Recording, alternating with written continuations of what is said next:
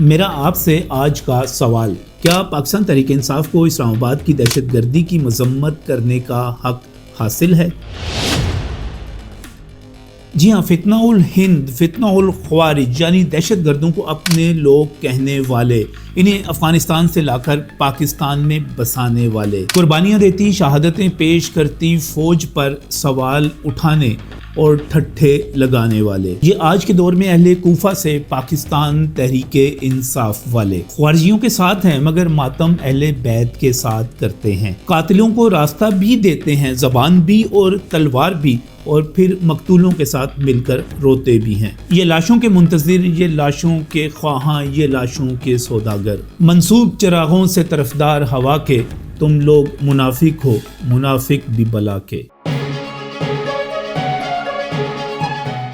بسم اللہ الرحمن الرحیم۔ السلام ناظرین، میں ہوں نجم علی خان اپنے وی لاگ کے ساتھ، اور بہت ہی اہم موضوع اور ایک فکری قسم کی بحث جو کہ اس وقت کے حالات و واقعات کے عین مطابق ایک آپ سے سوال کہ کیا پاکستان تحریک انصاف کو اسلام آباد میں ہونے والی دہشت گردی، جس میں اب تک جتنے لوگ شہید اور زخمی ہو چکے یہ بھی ایک ریکارڈ ہے، اس کی مذمت کرنے کا، اس کے خلاف بولنے کا، اس کے حوالے سے بڑھ چڑھ کر پوسٹ کرنے کا، بیانات دینے کا حق حاصل ہے؟ میں کہتا ہوں کہ ان کو یہ حق حاصل نہیں ہے، اور اس کے لیے میں آپ کے سامنے 10 سوال رکھ رہا ہوں، اور ان سوالوں کے جواب آپ نے پوری ایمانداری کے ساتھ دینے ہیں تاکہ ہم یہاں پر فیصلہ کر سکیں کہ ان دہشت گردوں کا یہاں پر سہولت کار کون ہے، ان کو راستہ کون دیتا ہے، ان کا ایک فکری قسم کا۔ اور سب سے بڑی بات، مجھے جو اس وقت میں ویلاگ کر رہا ہوں، جو اس وقت سوشل میڈیا دہشت گرد کی سپورٹ میں اس کے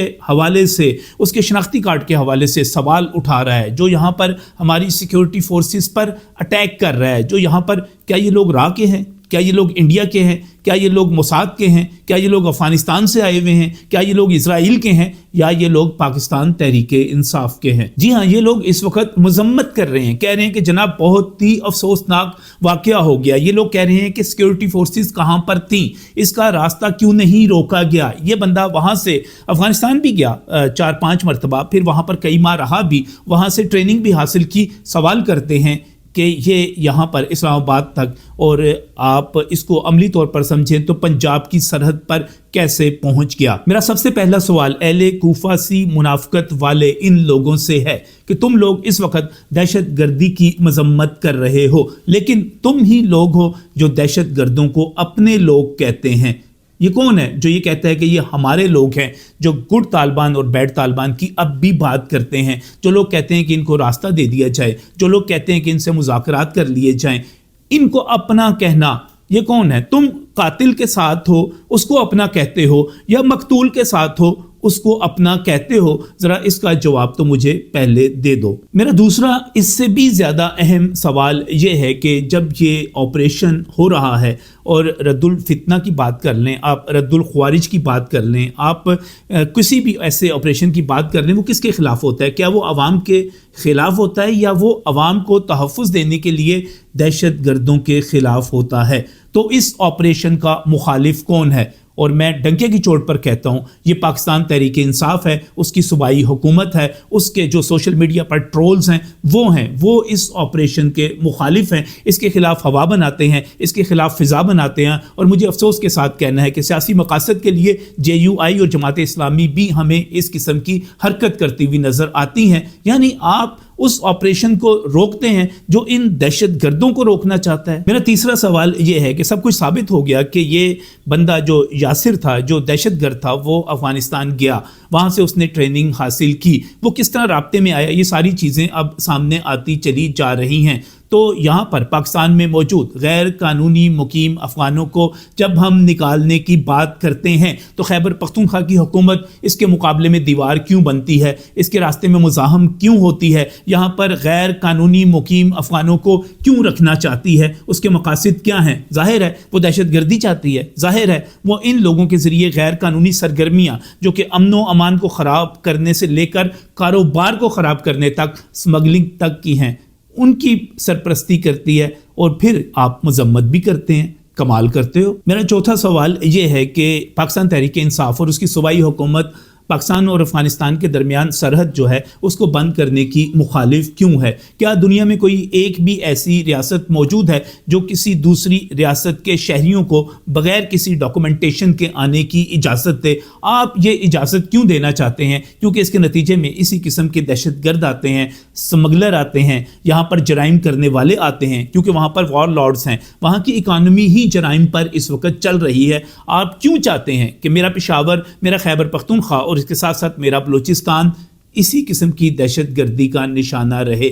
आप इस सरहद को बंद क्यों नहीं होने देते? इसकी मुखालफत क्यों करते हैं? इस दहशतगर्दी की मुखालफत करने वाले मुनाफिक और यानी कि इसकी मजम्मत करने वाले मुनाफिक, आप देख लीजिए कि ये वो लोग हैं जिनके बानी ने खुद अफगानिस्तान से हज़ारों दहशतगर्दों को वापस अपने खैबर पख्तूनख्वा में लाकर बसाया और फिर वो मुख्तलिफ जगहों पर फैल गए।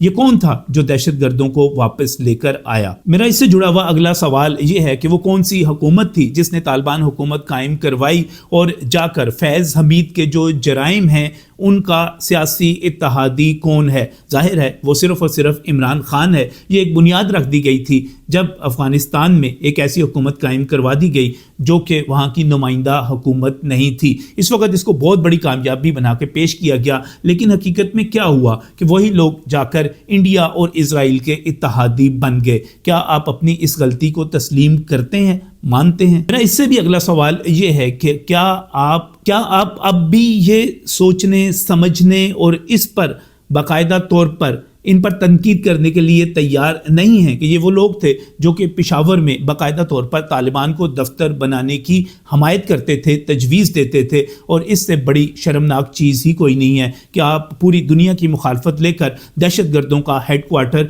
अपने सूबे में, अपने शहर में कायम करना चाह रहे हों। इसके बाद भी आप दहशतगर्दों की मजम्मत करते हैं, दहशतगर्दी की मजम्मत करते हैं। मुझे तो हैरत होती है आपकी ढिठाई पर कि आप किस तरह ये सब कुछ कर लेते हैं। क्या कहा आप दहशतगर्दी के खिलाफ हैं? आप पाक फौज की दहशतगर्दी के खिलाफ जो एक्टिविटीज़ हैं उसके ऊपर क्या करते हैं? आप जब DGISPR प्रेस कॉन्फ्रेंस करते हैं तो आपका रद्द-ए-अमल क्या होता है? मैं ख़ास तौर पर आपसे ये पूछना चाह रहा हूँ कि आपके ये जो आदिल राजे, शाहीन सेबाई, शहबाज गिल, इमरान रियाज, समी इब्राहिम और इस तरह का पूरा जो एक टोला है वो क्या करता है जब पाक फ़ौज का तर्जमान एक प्रेस कॉन्फ्रेंस करता है और दहशतगर्दी के ख़िलाफ अपने इक़दामात को बयान करता है तो उसको मुतनाज़ा कौन बनाता है? उस पर सवाल कौन उठाता है? उस पर ठट्ठे कौन लगाता है? उसको गलत कौन कहता है? दहशतगर्दों की तर्जमानी कौन करता है? और मेरा अगला सवाल फिर ये है कि इस वक्त जब ये पाक फौज की तरफ से, सिक्योरिटी फोर्सेस की तरफ से जो इब्तदाई तहकीकात हुई और उसमें दहशतगर्द का, यासिर का शनाख्ती कार्ड मिल गया, तो यहाँ पर दहशतगर्द का मुकदमा कौन लड़ रहा है? कौन उसके शनाख्ती कार्ड के मिलने को मशकूक बना रहा है? आपको शर्म नहीं आती कि आप वो काम कर रहे हैं जो रा को करना चाहिए, जो पाकिस्तान के हर दुश्मन को करना चाहिए? और आपसे बढ़कर पाकिस्तान का दुश्मन फिर कौन है? मुझे आपसे ये भी सवाल करना है कि वो कौन लोग थे जो कह रहे थे कि पंजाब में धमाका नहीं होता, पंजाब में दहशतगर्दी नहीं होती, लिहाजा आपने सूबाइयत की बुनियाद पर वो कुछ कर दिया, वो कुछ करके दिखा दिया और अब आप उस पर बगले बजा रहे हैं। मुझे अफसोस के साथ कहना है कि आप लोग लाशों के मुंतज़िर रहते हैं, लाशों के ख्वाहां, लाशों के सौदागर।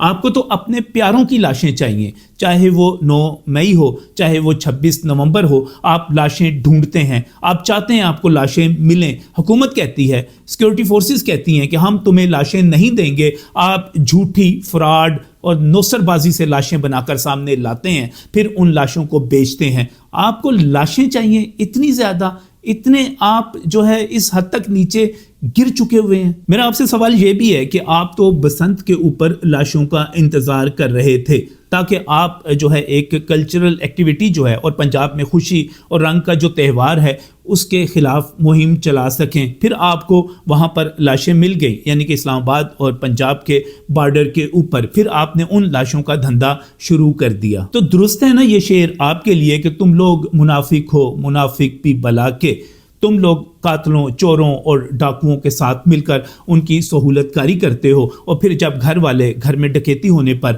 گھر میں قتل ہونے پر چیختے ہیں ڈاکوؤں کے خلاف، چوروں کے خلاف، تو تم گھر والوں کے ساتھ مل کر بھی شور مچانا شروع کر دیتے ہو۔ تم خارجیوں کے ساتھ ہو، تم ان کے سہولت کار ہو، تم ان کے وکیل ہو، تم ان کا دل اور دماغ ہو، تم ان کو زبان دیتے ہو، تم ان کو یہاں پر فکری اور نظریاتی قسم کا تحفظ بھی دیتے ہو، تم یہاں پر پوری پاکستانی قوم کو کنفیوز کرتے ہو، اس کو تقسیم کرتے ہو، اور اس کے بعد اہل بیت کے ساتھ مل کر ماتم بھی کرتے ہو۔ مجھے تو یہ فیصلہ دینے میں کوئی آر نہیں ہے، کوئی رکاوٹ نہیں ہے۔ میں پوری طرح قائل ہوں کہ ہر وہ شخص، ہر وہ جماعت، ہر وہ گروہ جو کہ دہشت گردوں کا ساتھی ہے، جو خارجیوں کا ساتھی ہے، اس کو دہشت گردی کی مذمت کرنے اور ساتھ مل کر آنسو بہانے کا کوئی حق حاصل نہیں ہے، بلکہ ان کو چاہیے کہ اپنے گریبان میں جھانکیں، اپنے آپ کو کٹہرے میں کھڑا کریں۔ تم لوگ قاتلوں کے ساتھی ہو اور خود قاتل ہو۔ سچی بات تو یہ ہے کہ اب لوگ تمہیں پہچان چکے ہیں۔ اب تم جتنے مرضی سوال اٹھاؤ کہ جناب جو دہشت گرد تھا اس کا شناختی کارڈ کیسے بچ گیا، تم جتنے مرضی سوال اٹھاؤ کہ دہشت گرد جو ہے وہ اتنے لمبے فاصلے کو طے کرتے ہوئے وہاں تک کیسے پہنچ گیا، ہمیں پتہ ہے کہ تم کیا کر رہے ہو۔ تم صرف اور صرف سہولت کاری کر رہے ہو دہشت گردوں کی، ان کو جواز دے رہے ہو، ان کو راستے دے رہے ہو، ان کو تحفظ دے رہے ہو، اس قوم کو کنفیوز کر رہے ہو۔ ہمیں ابہام کا شکار کر کے تم اہل کوفہ کی طرح تم ہمیں مروانے کی سازش کر رہے ہو، کیونکہ تم چاہتے ہو کہ پاکستان کمزور ہو، اور انشاءاللہ تعالی تم ناکام اور نامراد ہی رہو گے۔